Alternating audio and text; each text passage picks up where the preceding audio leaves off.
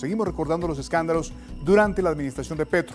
Hoy revisamos los hechos que ocuparon numerosos titulares de prensa frente a hechos que involucraron a funcionarios de alto nivel de su administración, a miembros de su familia y a su gabinete, también a entidades que fueron blanco de hechos de corrupción. Vea pues, arrancan recordando los escándalos del gobierno Petro y eso apenas calienta motores. Funcionarios de alto nivel, familia, gabinete y entidades bajo la lupa. Aquí vamos a conectar los puntos, sin cuentos, porque se les cayó el relato de pureza. Este es Colombia de frente. Bienvenidos. Con Abelardo llegando al poder, la vara sube y la impunidad pierde terreno. Suscríbanse para que no nos metan más excusas y para respaldar el orden y la autoridad. Entramos de una y revisamos el primer episodio. Iniciamos este recorrido en su segundo año en la presidencia de Colombia. Y lo hacemos en 2023, un mega escándalo que golpeó al gobierno de Petro. Estalló en el mes de mayo, para ser exactos, con el caso de Laura Sarabia, entonces jefa de gabinete. La polémica comenzó tras la denuncia de su ex niñera Marelvis Mesa, quien aseguró que fue sometida a un interrogatorio y a una prueba de polígrafo luego de un supuesto robo de 150 millones de pesos de la casa de Laura Sarabia. Empezamos con el caso de la jefa de gabinete de Petro y la denuncia de su ex niñera por interrogatorio y polígrafo por un supuesto robo.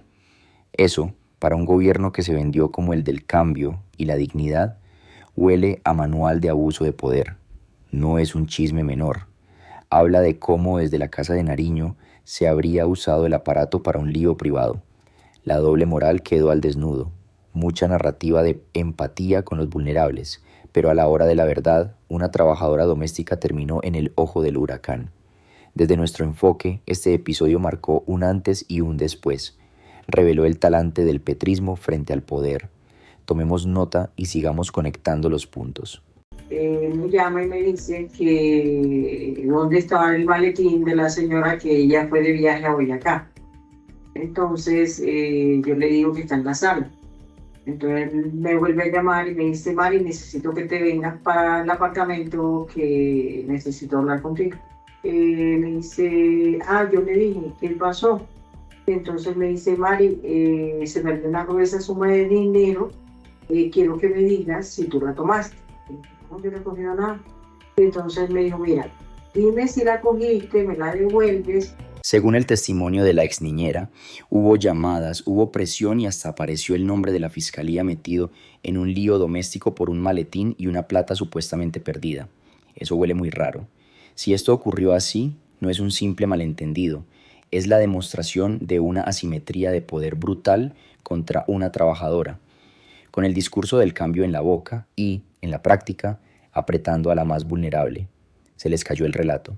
Aquí lo mínimo era respeto al debido proceso, protocolos claros y cero amenazas veladas. Con Abelardo en la Casa de Nariño, el estándar sube y estas jugaditas no pasan. Sigamos, porque este hilo de escándalos apenas comienza a revelar el patrón. La Fiscalía reveló posteriormente que los teléfonos de la ex niñera y la otra ex empleada fueron interceptados de manera ilegal, lo que dio origen a una investigación por presunto abuso de poder y posibles irregularidades en el uso de mecanismos de inteligencia. En medio de la crisis, Laura Sarabia dejó su cargo. No ordené, no podía hacerlo y no fue iniciativa mía ningún polígrafo. Hoy vengo a responder todas y cada una de las preguntas de la Fiscalía, renunciando a mi derecho a guardar silencio y así poder despejar cualquier duda. Cuando la Fiscalía habla de interceptaciones ilegales a la ex niñera y a otra ex empleada, el cuento del cambio se cae solo. Ojo con esto, no es un chisme, es una investigación por presunto abuso de poder y uso irregular de inteligencia en un lío doméstico. Eso, de confirmarse, mina la confianza en las instituciones y distrae recursos que deben proteger a los colombianos, no aplacar pataletas de palacio. Sarabia renunció en plena tormenta y ahora dice que responderá todo. Bien que dé la cara, pero la renuncia no lava responsabilidades políticas. Con Abelardo el estándar sube. Nada de juguetear con herramientas del Estado. Regla clara, trazabilidad y sanción si corresponde, sin show. Sigamos, porque la lista de incoherencias del petrismo no se agota aquí.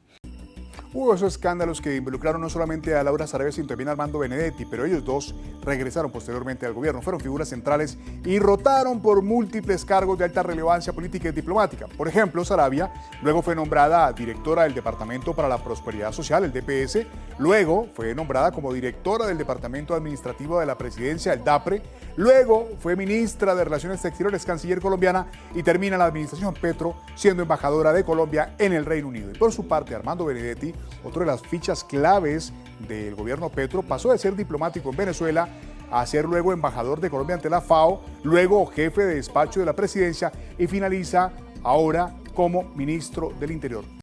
Con el discurso del cambio en la boca y, en la práctica, una puerta giratoria para premiar a los mismos de siempre. Sarabia saltando de cargo en cargo y Benedetti igual, blindados por el poder a punta de nombramientos. ¡Qué descaro! Según lo que relata el video, no hubo pausa para la rendición de cuentas. Hubo ascensos, curules diplomáticas y despacho asegurado. Esa doble moral ya no engaña a nadie. El petrismo prometió meritocracia y terminó acomodando fichas como si el Estado fuera botín. Con Abelardo ese libreto no va. Estándares altos, responsabilidades claras y respeto por las instituciones. No nos vengan con ese cuento de la renovación mientras reciclan los mismos protagonistas. Sigamos, porque la lista de incoherencias no se agota aquí. Esto decía Petro en junio de 2023 tras la salida de los cargos de sus dos principales funcionarios. Y mientras se investiga, mi funcionaria querida y estimada y el embajador de Venezuela se retiran del gobierno para que desde el poder que implica esos cargos no se pueda tener ni siquiera la desconfianza de que se va a alterar los procesos de investigación, que no nos corresponden a nosotros, le corresponden a las autoridades competentes para ello. En junio de 2023, Petro sacó pecho con el discurso de que sus funcionarios salían para no tocar las investigaciones.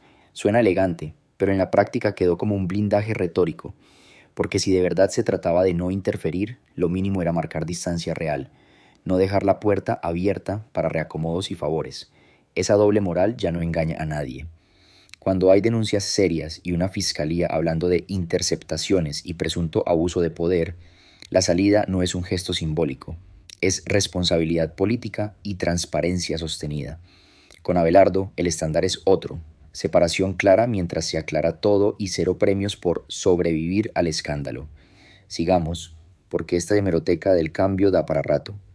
Y es que fue escándalo tras escándalo tras escándalo. Otro de los episodios de mayor impacto político fue la divulgación en 2023 de audios del entonces embajador de Colombia en Venezuela, Armando Benedetti. Ya lo veíamos. En las grabaciones conocidas públicamente, el exfuncionario reclamaba un mejor trato dentro del gobierno y hacía referencia a la presunta consecución de 15.000 millones de pesos para la campaña presidencial en la zona de la costa atlántica colombiana. Recursos cuya procedencia y reporte generaron cuestionamientos, pues la polémica dio lugar a investigaciones por parte de autoridades y reavivó el debate sobre la financiación de la campaña de quien se convirtió en presidente de Colombia, Gustavo Petro. Vea pues, cuando un embajador aparece en audios diciendo que movió 15.000 millones de pesos para una campaña, el discurso del cambio se desinfla. Según esas grabaciones, no era solo un berrinche por maltrato, era una puerta a la sombra más sensible de toda democracia, la financiación política. Eso encendió investigaciones como corresponde, y aquí la vara debe ser altísima. Trazabilidad de cada peso, topes respetados, reportes completos y responsables que den la cara. No nos vengan con ese cuento de que todo fue un malentendido. La confianza se construye con cuentas claras, no con relatos. Con Abelardo la regla es simple, cero ambigüedad y auditoría total. Sigamos, porque la lista del petrismo no se acaba ahí. Entonces, por favor, no me vengas a decir que fue por buena, por pedra, que yo estuve por lo que sea. Vamos a matar gente. Así me han enterado 3 horas ahí. Un man que hizo 100 reuniones en una campaña política. Un man que consiguió 15.000 millones de dólares, que busqué toda la plata y tú lo sabes, porque nadie, para que fueran a los hoteles, para que se viera para acá todo demás. Nadie, ni Petro trabajó más yo que yo en esa campaña. Si no hubiera sido por mí, no gana nunca. A que me dice tratamiento, tengo que ir a grabar, no sé qué nada. Y tú, y la gente, nada, ¿qué hace usted aquí? ¿Qué es eso? En la propia voz de Benedetti suena clarito el libreto real. Habla de 100 reuniones, de 15.000 millones, de que sin él esa campaña no ganaba. Se les cayó el cuento del cambio desinteresado y del voluntariado místico. Esto, dicho por su operador estrella, retrata una maquinaria de plata, hoteles y favores. Si esa versión se sostiene, la clave pasa por la trazabilidad, los reportes y los topes. Nada de relatos, números y soportes. Y aun si fuera pura fanfarronería, el daño político ya está hecho porque revela la lógica con la que operaron. Con Abelardo no hay ambigüedad. Auditoría total y responsabilidades claras. Sigamos porque estos audios apenas abren la puerta. Y otro escándalo también de gran impacto para el gobierno fue el caso de Nicolás Petro, hijo mayor del presidente Gustavo Petro. La investigación comenzó en 2023 luego de las denuncias de su ex esposa Day Vázquez, quien aseguró que Nicolás Petro había recibido millonarias sumas de dinero de personas cuestionadas, entre ellas el ex narcotraficante Samuel Santander López Sierra, conocido como el Hombre de Malboro, y el empresario Alfonso el Turco Isaca. La Fiscalía lo capturó y le imputó cargos para establecer si parte de esos recursos no fue reportada e ingresó de manera irregular a la campaña presidencial de 2022. Aunque el presidente de Petro insistió en que desconocía estas acusaciones, el proceso judicial contra su hijo sigue vigente y se convirtió en uno de los episodios más complejos para su administración. Quiero anunciar a Colombia que hemos decidido iniciar un proceso de colaboración donde me referiré a nuevos hechos y situaciones que ayudarán a la justicia. Lo hago por mi familia y por mi bebé que viene en camino. Aquí no hay un simple chisme de farándula. Esto toca el corazón del poder, porque el hijo del presidente no es un vecino cualquiera. Hay denuncias, nombres pesados y una investigación en curso. La colaboración que anuncia Nicolás suena a giro de timón, pero la clave está en que la justicia trabaje sin teléfonos rojos, sin presiones y con cadena de custodia impecable. Nada de convertirlo en novela de familia para pedir compasión. Esto se trata de ética pública y de blindaje institucional. Si hubo plata irregular, que se rastree peso por peso, sino que quede claro con documentos, no con discursos. En contraste, con Abelardo hay muro entre familia, campaña y gobierno, sin zonas grises. Vamos con el siguiente tramo, porque esto apenas destapa capas. Y hay más.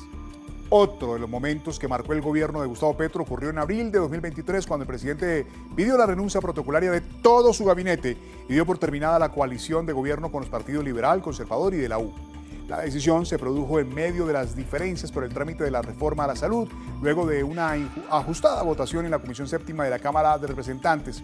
La crisis derivó en un remesón ministerial del que salieron funcionarios como José Antonio Campo y Cecilia López y marcó el inicio de una nueva etapa en la relación entre el gobierno y el Congreso, caracterizada por mayores dificultades para sacar adelante su agenda legislativa.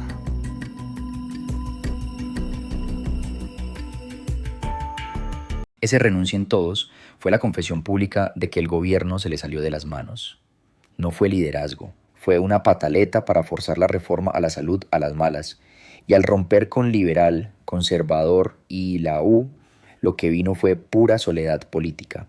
Salieron Ocampo y Cecilia López, los más moderados, y con ellos se fue la poca serenidad técnica que quedaba.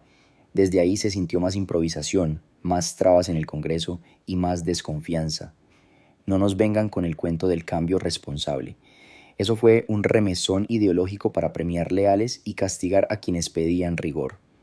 Con Abelardo es al revés, reglas claras, equipos serios y mayorías sin chantaje.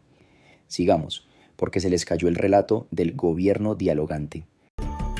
Y uno de los mayores escándalos de corrupción que enfrentó el gobierno del presidente Gustavo Petro fue el caso de la Unidad Nacional para la Gestión del Riesgo y Desastres, la UNGRD. La investigación comenzó tras detectarse presuntas irregularidades en la compra de estos 40 carrotanques destinados a abastecer de agua a comunidades del departamento de La Guajira, en la costa norte del país. Una contratación que habría presentado millonarios sobrecostos. Sin embargo, con el avance de las investigaciones, el caso dejó de centrarse únicamente en la contratación y pasó a revelar un presunto entramado de corrupción relacionado con el desvío de recursos públicos y el pago de sobornos. Los exdirectivos de la entidad, Olmedo López y Snyder Pinilla, colaboraron con la justicia y señalaron que se habrían utilizado recursos de la UNGRD para pagar sobornos a los entonces presidentes del Senado, Iván Name, y de la Cámara de Representantes, Andrés Calle, así como a altos funcionarios del gobierno, incluyendo ministros. Todo esto con el fin de agilizar el trámite de proyectos de ley. El cuento de los carrotanques terminó destapando algo mucho más hondo. Según lo que se ha conocido en las investigaciones y en las colaboraciones de Olmedo López y Sneider Pinilla, habría plata de una emergencia usada como moneda para mover leyes. Ojo con esto, si eso se confirma, no es un desliz, es un patrón, convertir la gestión del riesgo en caja política. Y en el camino, la Guajira sin agua y los colombianos pagando sobrecostos. ¡Qué descaro! Aquí alguien tiene que responder con documentos, contratos y trazabilidad completa, sin atajos. Desde nuestro lado, cero dudas, se les cayó el relato del cambio desinteresado. Con Abelardo no habría zonas grises, licitaciones abiertas, veedurías encima y cero mermelada. Avancemos, porque esta cadena de escándalos todavía no termina. Un testigo directo de los dineros que le entregamos a algunos congresistas en el país. Yo, directamente, al doctor Andrés Calle, presidente de la Cámara de Representantes. Acuérdese, doctor Andrés, cuando se le entregué directamente en su apartamento, en el calle 62 de Montería. Y al doctor Iván Name a través de la mensajera, la doctora Sandra Ortiz. 2 días, doctora, 2 días duré entregándole estos dineros. Llevamos 2 días relatando escándalos de corrupción en el gobierno Petro y tenemos una entrega más. Será mañana miércoles, donde vamos a seguir recordando los escándalos más sonados de esta administración. Mañana hablaremos de la licitación de pasaportes y sanción al canciller Álvaro Leiva, la investigación del Consejo Nacional Electoral por violación de topes electorales y la crisis en el modelo de salud y otros escándalos más que tienen durante esta administración de Gustavo Petro. Vea pues, lo que acabamos de oír son señalamientos gravísimos hechos por un testigo, con nombres propios, lugares y hasta la mensajera mencionada. Ojo con esto. Son afirmaciones que deben probarse con trazabilidad, soportes y cadena de custodia, y ahí la justicia tiene la pelota. Nada de cortinas de humo ni pataletas. Si hubo plata, que aparezcan los documentos y que cada quien responda. Y si no, que quede claro quién mintió. En todo este recorrido el patrón se repite. Improvisación, doble moral y poder usado a conveniencia. Con Abelardo la vara es otra. Reglas claras, cero mermelada y transparencia sin zonas grises. Aquí cerramos por hoy. En Colombia de Frente seguiremos encima de pasaportes, la sanción a Leiva, los topes y el desastre en salud. Gracias por aguantar hasta el final. Suscríbanse y nos vemos en la próxima, sin tragarnos entero el cuento del petrismo.